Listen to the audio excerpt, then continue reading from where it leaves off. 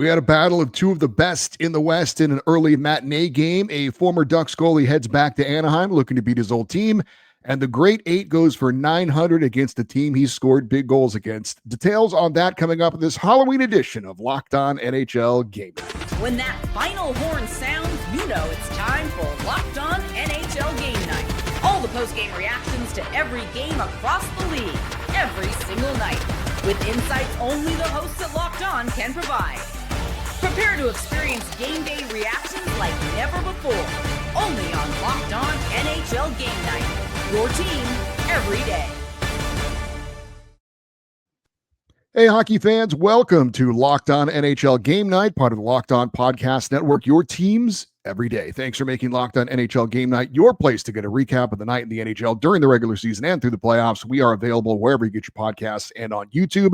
Today's episode is brought to you by Gametime. Download the Gametime app, create an account, and use the code LOCKEDONNHL for $20 off your first purchase. I'm Eddie Garcia, an LA Kings fan on the West Coast. He is Shukri Wrights, a Boston Bruins fan on the East Coast. Together, we're here to tell you about all the goals, saves, big moments, and stories from the night in the NHL with a big assist from some of our Locked On local experts. So hope everyone had more treats than tricks on Halloween.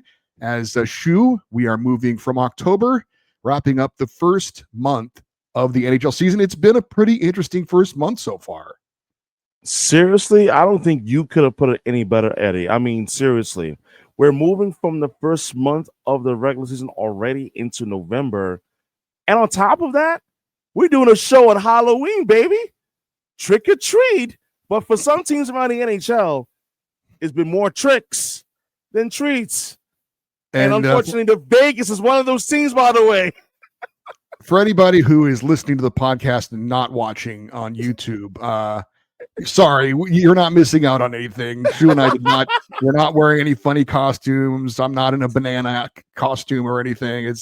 Sorry, we didn't get into it, but no thanks. We are into hockey, and we've got three games to talk about. Let us start with the matchup of the day, and that was the Golden Knights hosting the Avalanche, an early afternoon game in Las Vegas. We'll tell you why coming up. Shu enlightened me on this, but Colorado got off to a great start. They scored on the first shot of the game, en route to posting a 4-2 victory. Marty Necas was the man who scored that first goal, fresh off getting his big 8-year contract extension.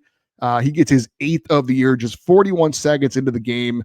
Great pass from Cale Makar. As you know, Makar and McKinnon are always involved in most of the things that are going on. Brock Nelson would get his 3rd of the year. Bad turnover from Vegas turns into a breakaway for Nelson, and he makes him pay. Third period, the Vegas Golden Knights try and mount a comeback. Tomas Hertl gets his 5th of the year on the power play. Brent Burns, though, the old man, gets his first as an Avalanche to make the lead 3-1. Mitch Marner would score off of Brent Burns' stick, his 3rd of the year, but then Cale Makar would ice it with an empty net goal, his 4th of the season. And again, Colorado with a 4-2 victory. Marty Necas has been great for Colorado coming over in that Mikko Rantanen trade. Is he Mikko Rantanen? Probably not, but he's not a bad replacement at all. And he looks very comfortable now that he's got that big deal and is going to be a part of the Avs plans for many years to come. He's been really good for him this year. Oh, absolutely. And when you become more than just a nice complimentary piece for the Avalanche, you make yourself an invaluable part of that terrific group they have in Denver.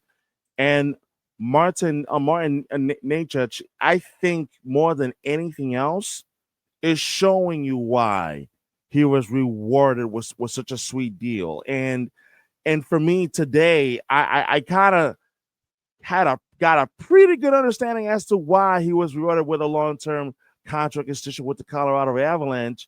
And it's fair to say that he actually had a dominant game in Vegas against the Golden Knights. And you know what's funny, Eddie? In a game that, let's face it, the Avalanche needed this game. Because the Avalanche coming into this game, they had lost 4 in a row. We know that hockey is a long season and you're going to go through your proverbial ups and downs. That's understandable. But Colorado needed this game badly. And on Halloween, no less, that said, to hell with tricks, we're going for treats. And the treats, what are Vegas Golden Knights? And there was a saying that I caught during the intermission because I was watching the Vegas Golden Knights broadcast. And it was pretty much said that Bruce Cassidy let it be known that the top guys on Vegas were being beat by the top guys on Colorado. And I perked my ears a little bit. I'm like, ooh, calling out the top guns. Gotta love it. But he was actually right. Because you know something, Eddie? Along with Martin Necas, you had Cale Makar, Brock Nelson, who showed up and he had a huge game himself, and Brent Burns, as you mentioned as well, who all scored. And listen, if you want to call this a get-right game, you can call it a get-right game. You will not be wrong. But, man, to see the top guns for Colorado come through in this game without needing the help of Nathan McKinnon or Gabriel Landeskog was absolutely huge. And, of course, Scott Wedgwood having a pretty solid afternoon, having the 21 saves as well. Well, you're right. The Avalanche had lost 4 in a row, but they were getting points because there were shootout and overtime losses, and they did get that win over New Jersey before they beat Vegas. So that's 2 pretty nice back-to-back wins. But to the goaltending, Colorado has been doing this for most of the season without their number one goalie. Scott Wedgwood has been great filling in. 2 goals allowed on 23 shots in this one. For Vegas, they've got goalie issues as well. Carl Lindbaum started this one. Their number 3 goalie, essentially, with Aiden Hill out of the lineup. Akira Schmid has been the number 1 until Aiden Hill can get back. Who knows when that's going to be? So there are some issues in net for Colorado. But with that win, the Avalanche are now 7-1-4, and they are leading the Central Division. They're 2 points up now on both Winnipeg and Utah. For Vegas, still on top in the Pacific Division with a 6-2-3 record. So a battle of 2 of the best out west. Did want to mention a milestone in this one. Veteran defenseman for Colorado, Brent Burns, passed Bobby Orr for 11th on the all-time points scored list by a defenseman. Obviously, anytime you can pass Bobby Orr, that's huge. However, I will point this out. It took Brent Burns 1,509 games to reach Bobby Orr, or pass Bobby Orr. Bobby Orr reached his total in 657 games. Wow. So little bit of a difference there. Just put it in perspective. Bobby Orr, who's, if you don't know, and Shu does because he's a Bruins fan. Yes.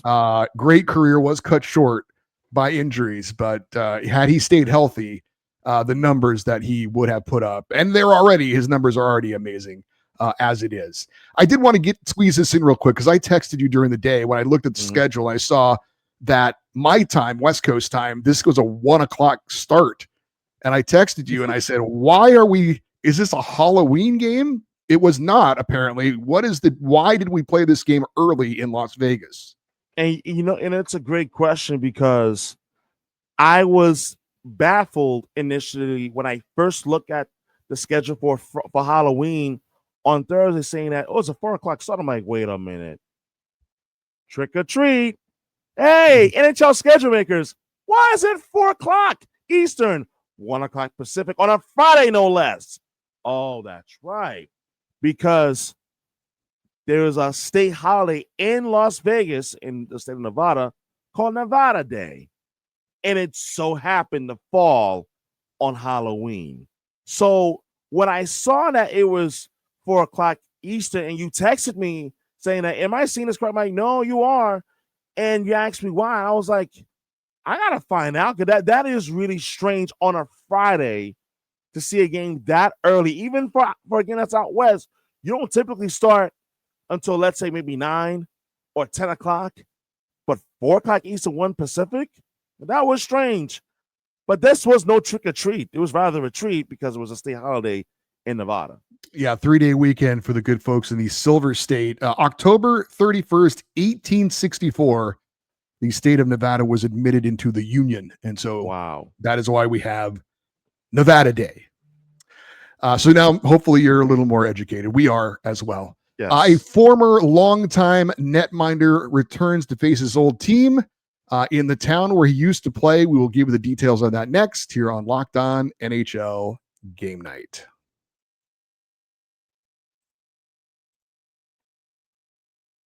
Hockey season is officially here, obviously, and nothing beats being in the arena for an early season game. But let's get real. Getting tickets can be a total headache between waiting in queues, surprise fees, and prices that jump right before checkout. It's easy to get frustrated when all you want to do is cheer on your favorite team. That's where Gametime comes in, the app that gives fans the advantage. It's your ultimate life hack for scoring amazing NHL tickets fast, easy, and stress-free. I love that what you see is what you pay. There's no hidden fees at checkout. Plus, I see exactly the view before I buy my tickets in their in-app seat view feature. The zone deals are a game changer. You pick the section, Gametime picks the seats, and you save big. You can even find NHL tickets for under $25. Take the guesswork out of buying tickets with Gametime. Download the Gametime app, create an account, and use the code LOCKEDONNHL for $20 off your first purchase. Terms apply. That's code LOCKEDONNHL for $20 off. Swipe, tap, ticket, go. All right, we have another game to tell you about here as we're doing some things on the fly. We'll see if I can pull this off or not, but we do have perhaps a report coming in here in just a second. But Shu, we had the Ducks taking on the Red Wings. The big story in this one, it was John Gibson returning to where he played many, many years for the Anaheim Ducks in net. Matter of fact, I saw this on the broadcast, didn't know it. He's the second all-time winningest goaltender in Ducks history. The all-time winningest goaltender, Jean-Sébastien Giguère, you might remember, Jiggy from years ago. And he was only like 3 wins short of Giguère, but he had a lot of injury issues, so never could get past him. But he's now playing for the Red Wings, coming back to Anaheim for this one. But unfortunately for John Gibson, he and the Red Wings would fall to the Ducks by a score of 5-2. Big night for Troy Terry. He started and finished the scoring for the Ducks. His 4th of the year in the first period was a shorthanded goal to give the Ducks a 1-0 lead, and then he puts it into an empty net to seal the deal. They also got goals from Leo Carlson, Mason McTavish, and Chris Kreider. So everybody contributing. Kreider's was a power play goal as well, he being a great power play specialist throughout his career.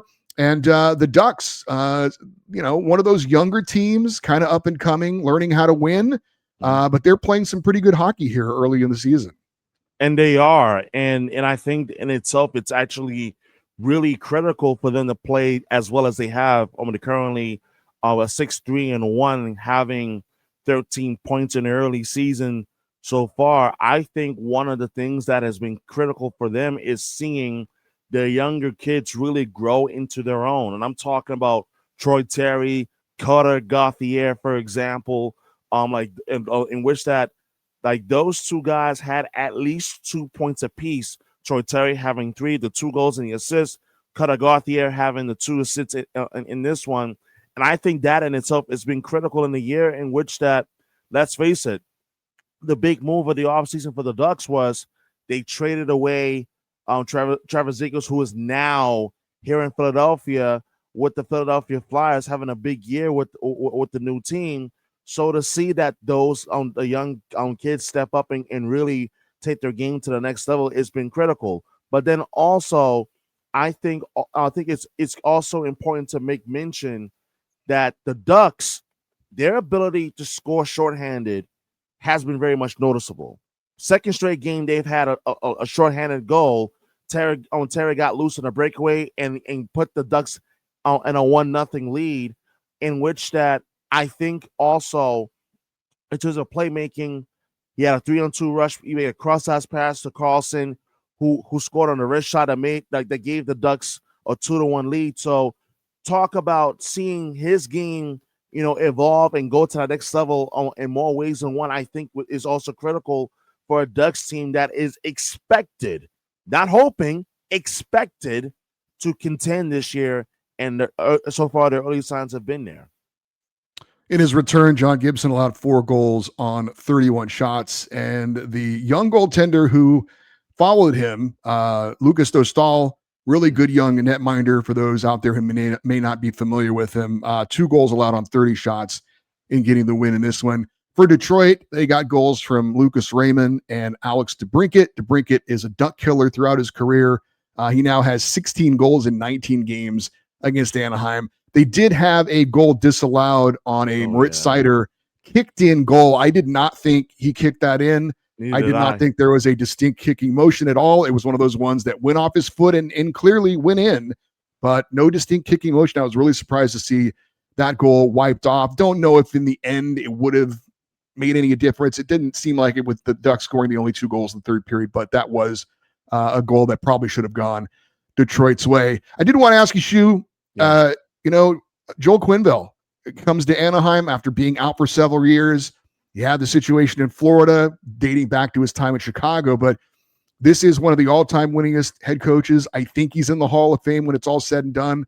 3-time Stanley Cup winner. I know a lot of teams maybe were not, they were tiptoeing around whether they wanted to give him a shot or not. Anaheim decided this guy can really upgrade our coaching staff.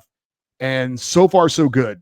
He's done a great job with this team, kind of letting the young horses run and having them, take advantage of their speed and their quickness and their youth. They're really pushing the pace against teams.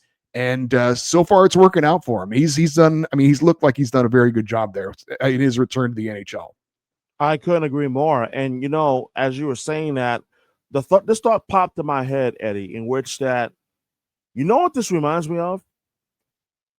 As much as we like to talk about, history and looking back on things, but it reminded me a lot of remember when Joel Quenneville first arrived in Chicago, and he had a very young core there. And I'm talking about the young core of Jonathan Toews, who's a very young captain, Patrick Kane, very young player, Duncan Keith, and in that core who ultimately developed into an all-time great core that they had in Chicago, very similar to what he's doing in Anaheim now. And for me, I'm not surprised in the slightest bit.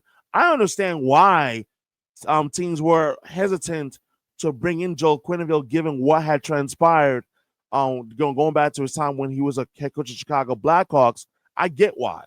However, to see him have the success that he's having now, I'm not surprised, because he has had a track record of being able to take over a young team or a budding team rather, and then ultimately being able to allow them to have the success that they're having now. And if you think about it, and maybe Eddie, you'll agree or disagree with this one, but he was there before the Panther dynasty took place, right before obviously I think he was a head coach before Paul Maurice was hired in Florida. So to see him have this continued success now doesn't surprise me.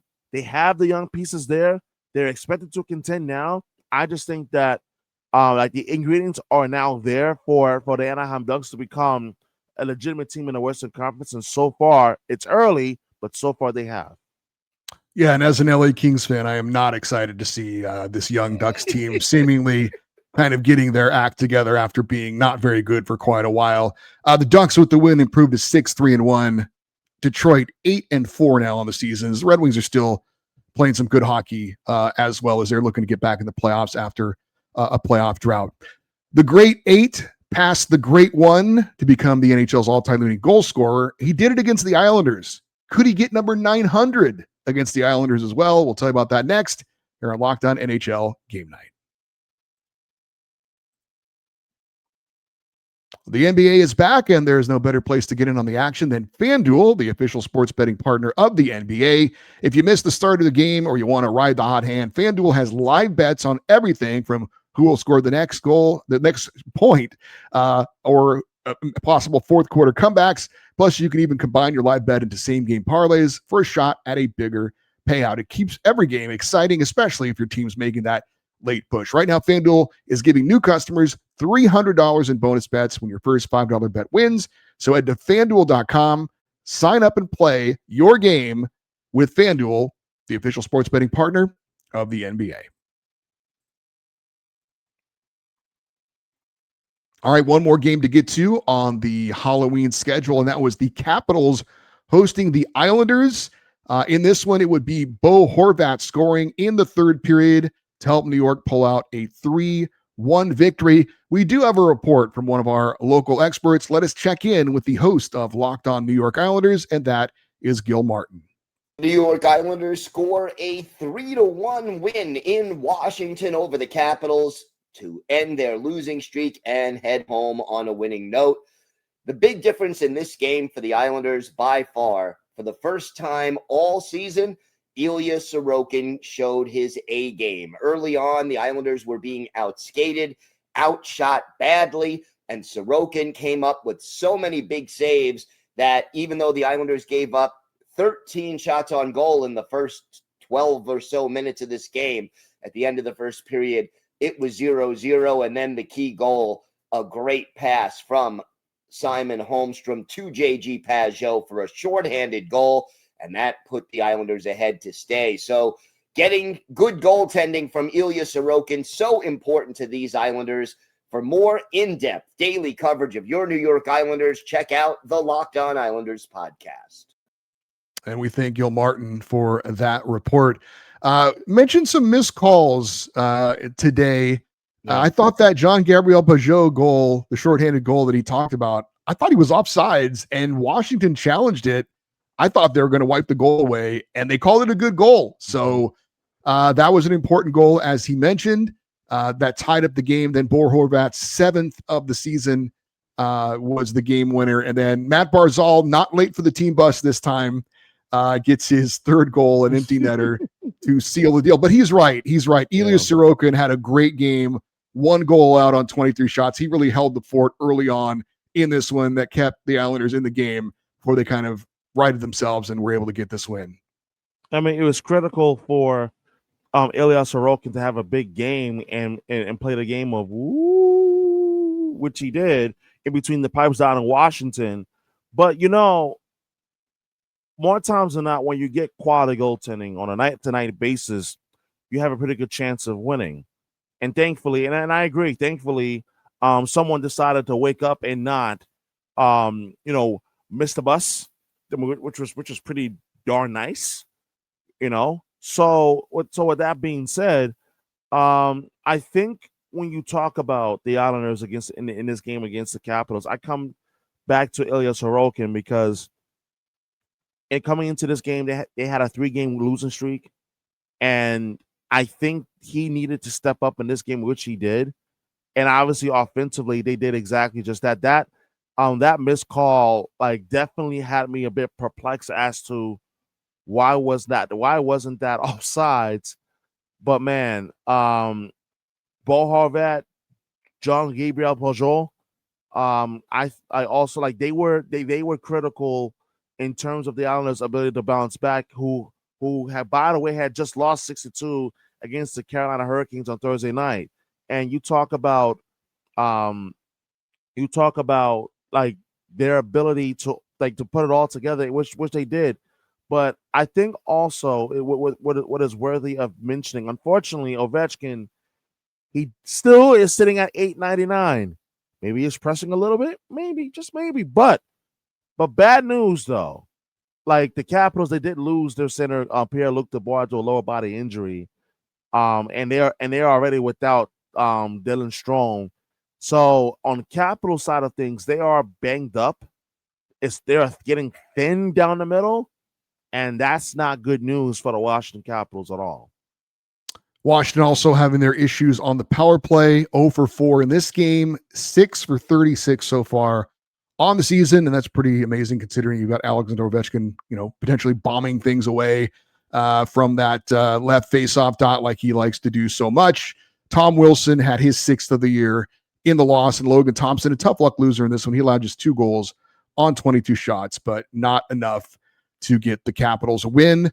You mentioned it, 3-game losing skid coming to an end for the Islanders. They're now 5-5-1 on the season, while the Capitals lost their 3rd in a row and dropped to 6-5 on the season. So a little bit of a light night in the NHL, but still some compelling things to talk about.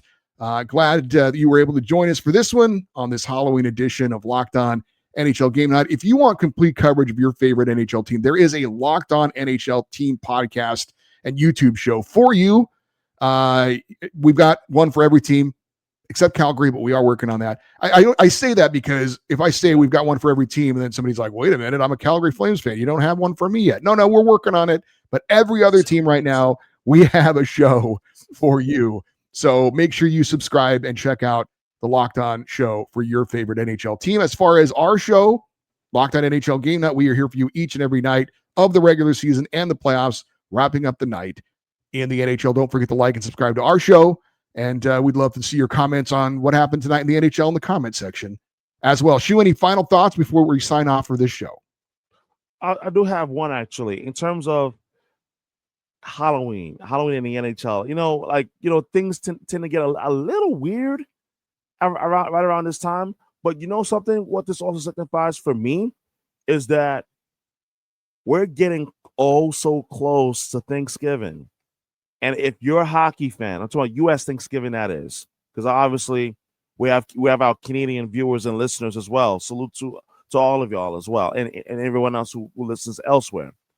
But with us now crossing into November, U.S. Thanksgiving right around the corner, and we all know how important that is. So this is the time, if you weren't paying attention the first month of the NHL season, start paying attention starting now, as we get closer to U.S. Thanksgiving, because you know the stat. Teams that are in playoff position by U.S. Thanksgiving or on U.S. Thanksgiving, 78% chance of you making the postseason. So now is the time. Tap in. And, of course, tap into our show after every game night here on Locked On NHL Game Night.